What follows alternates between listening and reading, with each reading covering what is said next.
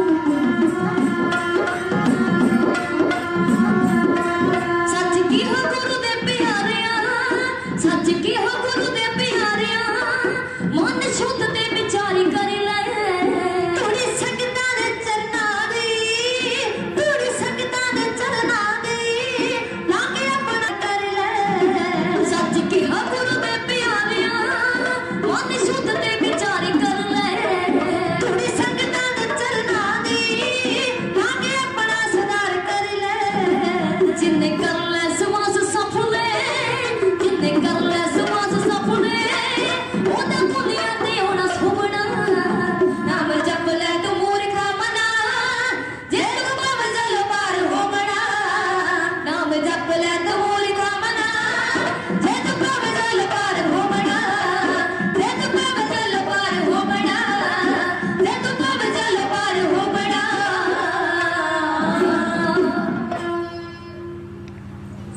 वाहिगुरु परम पूज्य पाद वाली गुलालम हजूरी अनवर सबरे का नाथ फखरे मौजूदात मुजस्मा सिद्धो स्वाद वाणी के बहुत नाम के जहाज साहब श्री गुरु ग्रंथ साहब पातशाह महाराज जिन्हां दी पावन पवित्र बारगाह दे विच पहुंचे हो कर्मा वाले हो भागा वाले समा सफला कर रहे हो सवासां नूं लेखे ला रहे हो सब संगत दीआं घड़ियां दा लाहा ले रहे हो महाराज की खुशियां दे रहमतां दे पात्र बन रहे और जिन्नियां भी संगतां जिहड़े भी कदम चल के साहिबां दे चरनां विच पहुंचे हो तुहाडे कदम कदम लेके जिहड़े भी सवास गुरु साहिबानां दे चरनां अंदर बतीत कर रहे हो तुहाडा सवास सवास लेके लग रहे समा मिलिया पहली बार इन्हां पावन पवित्र स्थानां ते पहुंच के रब वर्गियां संगतां दे दर्शन दिदारे करन दा समा मिलिया आप सच्चियां संगतां दे जोड़े झाड़न दी सेवा नसीब होई इतिहास विचों विचारां दी सांस पाउणी है कुछ भी कहण तों पहिलां तुसी साडा साथ देना पर रल मिल के फतेह बुलाउणी वाहिगुरू शब्द दा जाप करना है कवि बड़ा सुंदर लिखदा कहंदा हल वंदे किसे कीर्ति को धर्म दी किरत कमाउणा सिखीए मिल जे किते कबीर भगत जे नाम दा ताना पाउणा सिखीए रुत बसंती फुल्लां को हसना ते हसाउणा सिखीए ढठे ताई ता ठेडे हर कोई मारदा है वैसे ज्यादातर इदां हुंदा कोई डिग गया ठेडे मारन वाले बड़े उठाउण वाले बहुत घट हुंदे ने कहते कट्ठे ताई का ठेडे हर कोई मारदा है निके ताई उठाउणा सिखिए निके दे कभी जेड़े कोलों घर दा लड़ा पाउणा सिखिए ते साध संगत विच आके वीरो गज के फतेह बुलाउणा सिखिए कोई भी रसना वांझी ना रवे भावां तुसी दीवान हाल दे अंदर और भावां बाहर बैठियां संगतां रसना नूं करो पवित्र वाहिगुरू शब्द दा करो जा फतेह बुलाओ आखो जी वाहिगुरू जी का खालसा वाहिगुरू जी की फतेह बड़ा खुशी का दिन है कि तुसी समुचियां संगतां मिल जुल के साहिबां दा धन्नवाद कर रहे हो और खालसा पंथ दे साधना दिवस मना रहे हो और समा जदों महाराज ने अपने प्यारियां नूं मान दिता और नवेकला खालसा साज दिता पंजा प्यारियां दी चोण कीती और विसाखी दा पावन पवित्र दिहाड़ा और अज भी तुसी महाराज दीयां खुशियां रहमतां हासिल कर रहे हो धन्नवाद संगतां दा और जदों भी आपां महाराज दे चरनां च आउंदे आ ना सब तो पहला इन्हां नेत्रां दे नाल साहिबां दे दर्शन करते हैं दुनिया दो तरह की देखने को मिलती है एक है धंधे की दुनिया और दूसरा धर्म की दुनिया धंधे की दुनिया का मतलब काम व्यापार बिजनेस कमाई का साधन रोटी का साधन रोजगार का साधन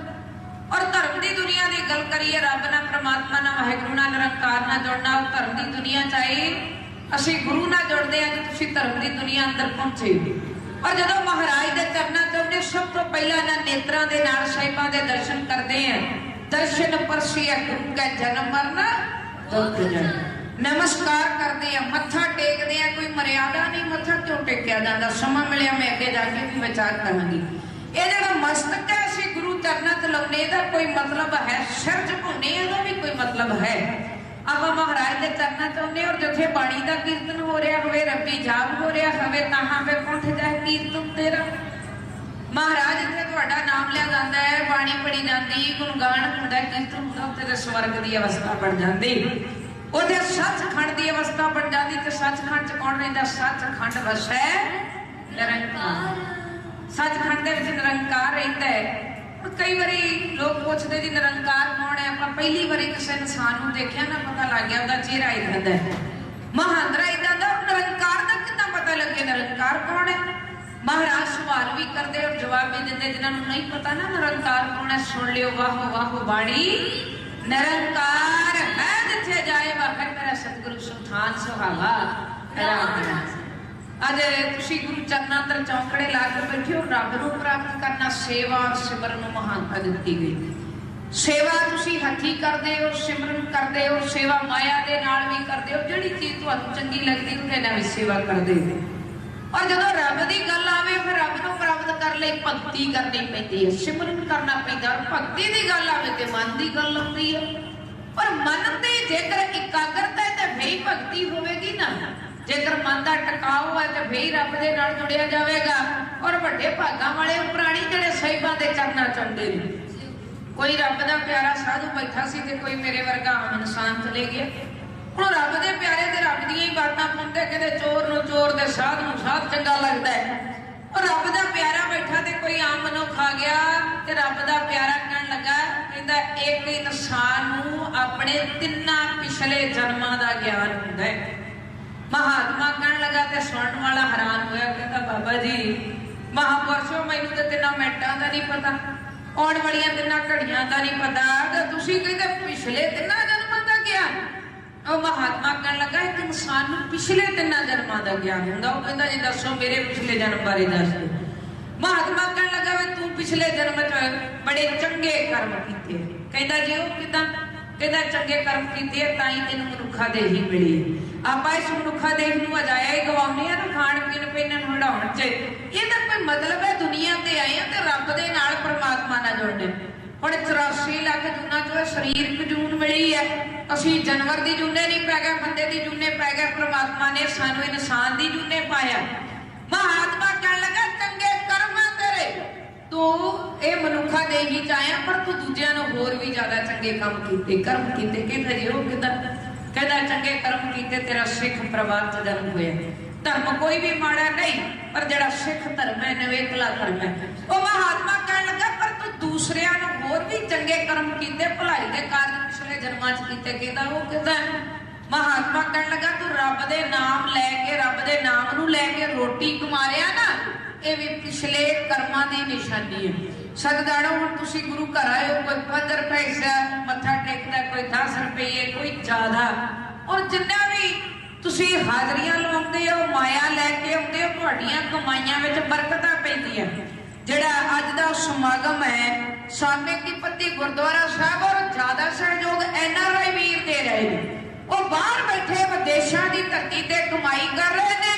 और दसवंध करते हैं। उन्होंने वीरों की श्रद्धा बड़ी पक्की है। अज जड़ा लाइव टैलीकास्ट प्रोग्राम किया जा रहा है तुसी इत्थे बैठे हो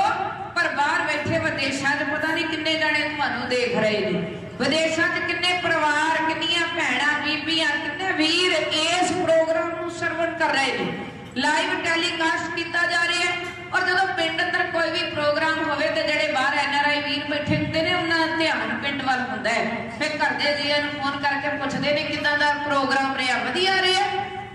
महाराज रहमत कर। और जेड़े विदेशां चों वीर सेवा करते ने उन्हां दी चढ़दी कला लई अरदास महाराज उन्हां दीआं कमाईआं विच बरकतां पाउण वादे करन। खालसा पंथ दे साधना दिवस नूं मना रहे हो। कहते बाटे विच पानी ते पानी विच बाणी पा के बाणी नूं घोल के पिलाया आवाज़ां वाले ने। 5 छड्डे मारे शीस दे नेत्रां च फिर बाटा मूहां ताईं लाया आवाज़ां वाले ने। पानी नूं पढ़न लगे वाहिगुरू दा जाप हुंदा 30 वारी वाहिगुरू कहाया आवाज़ां वाले ने महाराज ने कई बार वाहिगुरू शब्द जदों कहाया प्यारियां को रहमत कीती। ते जेकर खालसे की गल करिए खालसे का मतलब की है? खालसे का मतलब शुद्ध खालस शुद्ध और शुद्ध वो हुंदा जेड़ा प्योर होवे ते प्योर वो हुंदा जिहदे च कोई मिलावट ना होवे। महाराज कहंदे मैं ऐसा खालसा साजणा साजे पर साजण दी लोड़ क्यों पई? महाराज दे मन अंदर ऐसा विचार क्यों आया? गुरु नानक तो लैके 10वीं जोत ने बाजां वाले पातशाह कलगीधर पातशाह महाराज पहले 9 गुरु साहबाना ने दुनिया नूं तारिया पर अज नवेकला खालसा छाड़न वास्ते 10वें गुरु दे मन अंदर विचार रहे आई क्यों? क्यों साहिबा ने ऐसा फैसला लिया?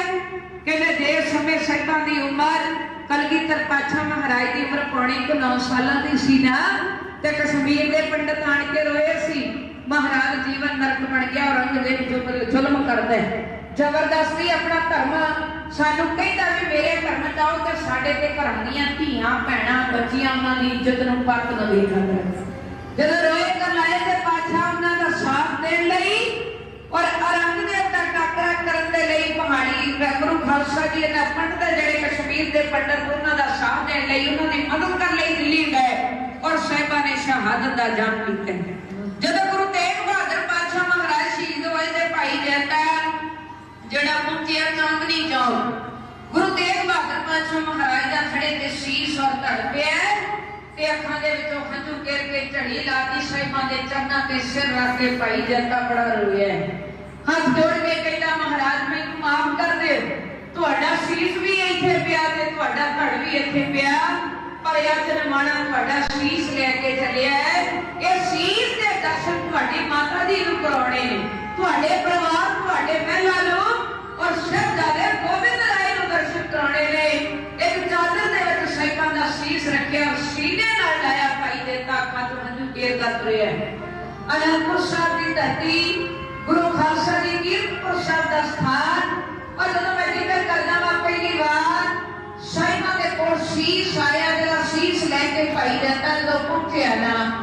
और शीश सामने पीढ़े ते रख के संगतां खड़ियां ते भाई जता अखां तो हंजू केरदा पीछे हो गया बाजा वाले पातशाह महाराज खड़े ने परिवार माता नानकी जी ने उथे गुरु तेग बहादुर पातशाह महाराज दे माता जी ते भाई जते दा हौसला भी पैरिया अखां दे नाल अखां दी मिला रिया मैं किवें साहिबां नूं दस्सां मैं तुहाडे पिता जी दा शीश लेके आया पिता दा शीश पिया होवे ते पुੱਤਰ ते की बीती है भाई जते दा हौसला नहीं पिया ते पिछे जाके उच्ची उच्ची संगत दे विच बैठ के रोण लग पिया पिता दे शीश दे दर्शन करके बाजा वाले पातशाह महाराज ने भाई जते नूं आवाज मारी जदों भाई जते नूं आवाज मारी ते उच्ची उच्ची भाई जता आण के साहिबां दे कोल रोण लगा महाराज ने गल्लां दे नाल ला लिया भाई जते नूं गल्लां ला के कहंदे जतिया ओए तू इन्ना पैदल ते करके पिता जी दा शीश लेके आया है जतिया तेरी कुर्बानी धन है तू पिता जी दा शीश लेके आया पर मैनूं दसदा सही जदों पिता जी नूं शहीद कीता गया उत्थे सिख किन्ने कि सन दिल्ली विखे तू शीश लेके आया सिखां दी गिणती किन्नी है जदों महाराज ने गल पूछी भाई जते नूं ते जता कहण लगा पाछा पता किदां लगे तेरा सिख किहड़ा तेरी किहड़े सिखां दी कोई वखरी पहचान है जेकर पहरावा सिੱਖੀ वाला मन सिੱਖੀ वाला नहीं मन सिੱਖੀ वाला पहरावा सिੱਖੀ वाला नहीं मुकदी गल साहिबा तेरे सिखां दी पहचान ही वखरी नहीं मैं किवें पहचानदा तेरा सिख किहड़ा है जदों भाई जते ने गल कही ते महाराज चुप कर गए अज जिवें भाई जता सारा हाल दिल्ली दा दसदा है और महाराज कह लगे दस दे तेरा दिल खोल के सारा हाल दस दे और किवें भाई दयाला दी मती दास सती दास नूं शहीद कीता गया किवें मेरे पिता जी नूं शहीद कीता गया और किवें तू रास्ते दा पैंडा तय करदा आया है जिवें साहिबा पुछदे ने ढाडी जथा क्यों मैंने कराओ